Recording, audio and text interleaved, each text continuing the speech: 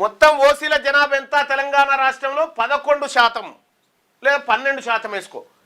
కానీ ఏం చేసిరు ఎరికేనా, సర్వే పోయినప్పుడు మా కులం పేరు చెప్పము అని చెప్పిరుగా, వీళ్ళందరినీ కలుపుకొని వీళ్ళ దాంట్లో వేసుకోరు. ఇప్పుడు వీళ్ళ దాంట్లో వేసుకొని ఇప్పుడు ఎందుకు వేసుకుర్రు ఇదంతా అంటే, మొత్తం ఈ సామాజిక సర్వే లెక్కలు తీసిన తర్వాత ఓసీల చేతుల్లో భూములు ఉద్యోగాలు అన్నీ ఉన్నాయి.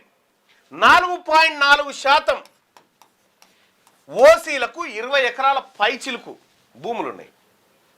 అంటే దీన్ని బట్టి ఈడబ్ల్యూఎస్కు అర్హులైనటువంటి వాళ్ళు 1% కూడా లేరు ఈడబ్ల్యూఎస్ కోటాకి. కానీ 10% ఈడబ్ల్యూఎస్ను క్లెయిమ్ చేస్తా ఉన్నారు ఇక్కడ తెలంగాణ రాష్ట్రంలో. దొంగతనంగా ఉద్యోగాలను ఎత్తుకపోవడానికి ఇగో ఈ ట్రిక్ వాడిరు ఈ రెడ్లు వెలమలు. జరిగిన కథ ఇగో ఇది.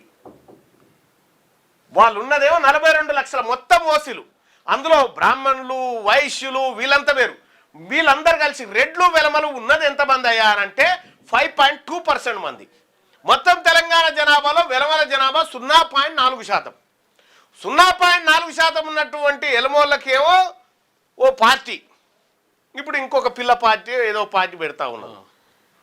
ఈ రెడ్లకు ఏది 5% కూడా లేనటువంటి రెడ్లకు వీళ్ళకు పార్టీలు, వీళ్ళే ముఖ్యమంత్రులు, వీళ్ళే ప్రధానమంత్రులు, వీళ్ళే రాష్ట్రపతులు, వీళ్ళే ఎమ్మెల్యేలు, వీళ్ళే ఎంపీలు.